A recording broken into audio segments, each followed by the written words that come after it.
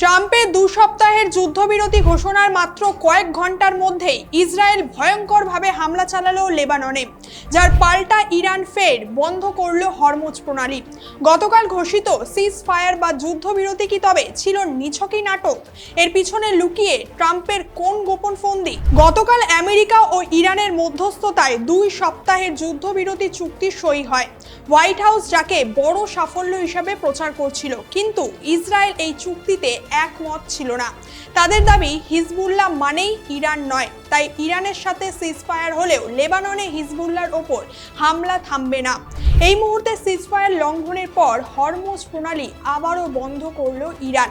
এখন ভয় হলো যে এই যুদ্ধবিরতি ভেঙে কি ফের ভয়াবহ যুদ্ধের মুখে পড়তে চলেছে সমগ্র বিশ্ব? 14 দিন পূর্ণ হওয়ার আগেই কি সব ভেস্তে যাবে? পশ্চিম এশিয়ায় কি আবারও যুদ্ধ শুরু হবে, যার ফলে অপরিশোধিত তেল অর্থাৎ ক্রুড অয়েলের দাম কি আবারও বাড়তে চলেছে? সেই সাথে স্টক মার্কেটে ক্র্যাশ, মাথায় হাত সাধারণ জনতার। গতকাল যুদ্ধবিরতি ঘোষণার কয়েক ঘন্টার মধ্যেই ইসরায়েল লেবাননের ওপর ভয়ঙ্করভাবে বিমান হামলা চালায়। মাত্র 10 মিনিটে লেবাননের 100টি লক্ষ্যবস্তুতে আঘাত করে ইসরায়েল। ম্যাপে যদি দেখেন, ইসরায়েলের ঠিক উত্তরেই রয়েছে লেবানন, আর এর রাজধানী বৈরুত থেকে বেকা ভ্যালি পর্যন্ত হিজবুল্লাহ শক্ত ঘাঁটি রয়েছে। আর এই বৈরুত থেকে বেকা ভ্যালি পর্যন্ত হিজবুল্লাহর এই শক্ত ঘাঁটিগুলোতেই টার্গেট করা হয়। এই হামলায় 250 জনেরও বেশি মানুষ নিহত এবং 1000 জনেরও বেশি মানুষ আহত হয়েছেন। এক্ষেত্রে বেঞ্জামিন নেতানিয়াহুর দাবি, ইরানের শাসন ব্যবস্থা অক্ষুণ্ণ থাকলেও তিনি হিজবুল্লাহকে পুরোপুরি নির্মূল করতে চান। এর পাল্টায় ইসরায়েলের এই হামলাকে ইরান তাদের প্রতিরোধের অক্ষর ওপর সরাসরি আক্রমণ হিসেবে দেখছে।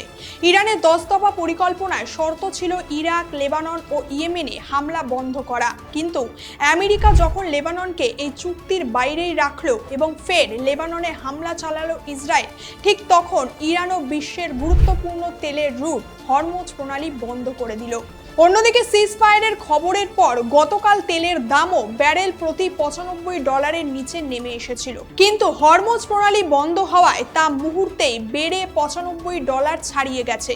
বিশেষজ্ঞরা আশঙ্কা করছেন এটা $100 পর্যন্ত চলে যেতে পারে। এছাড়াও ট্রানজিট ফি নিয়েও বাড়ছে বড় চিন্তা। খবর পাওয়া যাচ্ছে যে ইরান ও ওমান জাহাজ চলাচলের জন্য $2 মিলিয়ন পর্যন্ত টোল বা ফি নেওয়ার কথা ভাবছে। এছাড়া সাগরে মাইন বিছানো বা ড্রোন হামলার ভয় তো আছেই, আর এর সরাসরি প্রভাব পড়বে আমার আপনার পকেটে, কারণ গ্যাসের দাম এবং নিত্য প্রয়োজনীয় জিনিসের দামও হু হু করে বাড়বে এবার থেকে। এর পাশাপাশি বর্তমানে হরমুজ প্রণালী কার নিয়ন্ত্রণে থাকবে তা নিয়েও চলছে শক্তির লড়াই।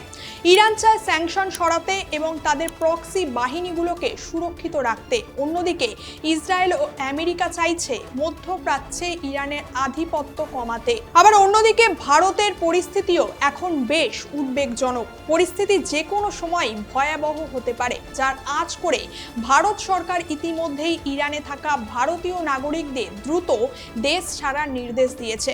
সিজফায়ার থাকা সত্ত্বেও এই সতর্কতা সংকেত দিচ্ছে যে বড় কোনো যুদ্ধ আসতে পারে। সিজফায়ার থাকা সত্ত্বেও এই সতর্কতা সংকেত দিচ্ছে যে বড় কোনো সংঘাত আসন্ন। এখন প্রশ্ন হলো, যুদ্ধবিরতি ঘোষণার পরেও ইসরায়েলের এই বিধ্বংসী হামলা গোটা বিশ্বে যে ফের অস্থিরতা ছড়ালো, তার দায়ভার কি নেবেন ডোনাল্ড ট্রাম্প? এরই মাঝে যদি ফের যুদ্ধ শুরু হয়, তবে তা বিশ্ব অর্থনীতির জন্য এক মহা বিপর্যয় ডেকে আনবে। তবে আপনার কি মনে হয়, নেতানিয়াহুর এই একগুঁয়েমি মনোভাব কি তৃতীয় বিশ্বযুদ্ধের দিকে বিশ্বকে ক্রমশ আবারও ঠেলে দেবে, নাকি ডোনাল্ড ট্রাম্প কষবে নতুন কোনো ছক? আপনার মতামত অবশ্যই কমেন্ট করে জানাবেন, আর ভিডিওটা ভালো লাগলে একটা লাইক এবং শেয়ার করে দেবেন। দেখা হচ্ছে পরের ভিডিওতে।